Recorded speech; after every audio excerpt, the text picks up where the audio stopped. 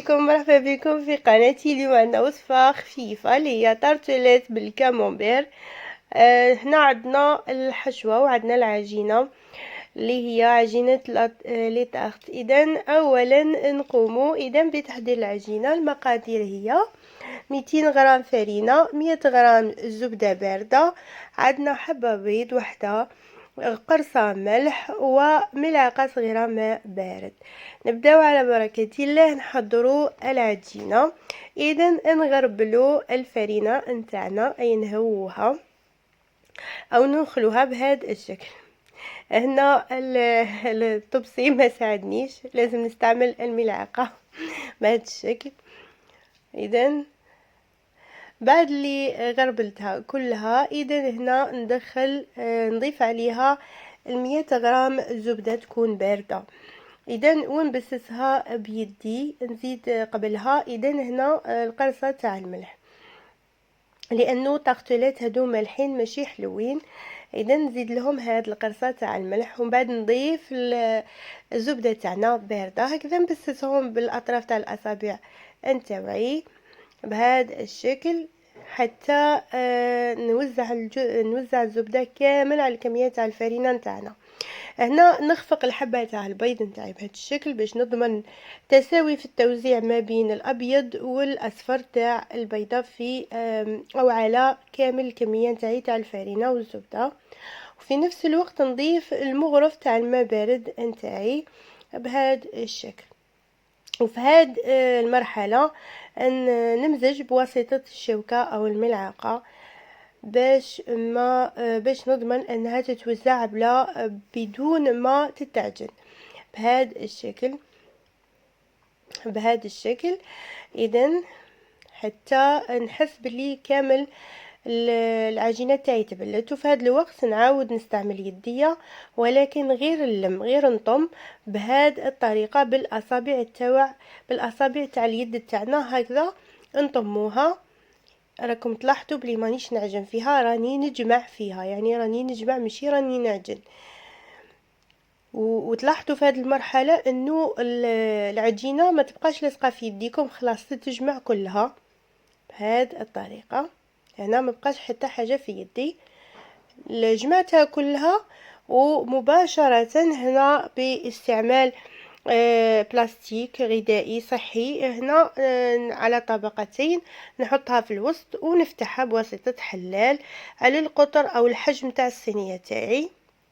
انا عندي صينيات تفتح، اذا دهنتها ورشيتها بالفرينه فقط. اذا ما عندكم صينيه تفتح لازم تحطوا الورق الزبده، ورق الطهي هنا باش تقدروا تزولوها من الصينيه او من المول تاعكم بكل سهوله. هكذا حتى جبت يعني الحجم تاع الصينيه تاعي او البلاط تاعي. الان نفتحه ونرفعها ونوضعها بهذا الشكل. هنا يساعدكم هذا البلاستيك، يساعدنا باش نوضعوها بهذه الطريقه. ما تتكسرش، ما تخافوش منها، يعني رانا نخدموا فيها وهي ساخنه. ثم ندخلوها لمده 10 دقائق للثلاجه. الان نحضروا الحشوه. عندنا 4 حبات بيض كاملين، 40 سنتيلتر كريمه طازجه، علبه جبن كامونبير نقطعوهم اطراف يعني قطع صغيره، وغريير مبشور، وعندنا فلفل وملح، فلفل اسود وملح فقط. استعملت هذا القراوص، ما استعملتش حاجه اخرى لانه النكهه تاع الكريير قويه وما نحبش ندركها. واللي ما يحبش هذا الفرامج طبعا ينجم يبدلهم ويدير حاجه اخرى. هنا اولا نبدا ندرب الاربع حبات بيض نتاوعي، نطلعهم مليح ونزيد لهم اذا هنا نطلعهم بهذا الشكل، بهذه الطريقه نطلعهم مليح. ونزيد لهم الفلفل الاسود وقليل من الملح. ما ننساوش بلي احنا لا طاخت تاعنا او لا بات تاعنا راهي مالحه، تاني رانا دايرين فيها الملح بهذه الطريقه. اذا نزيدوا نطلعوهم وندخلوهم.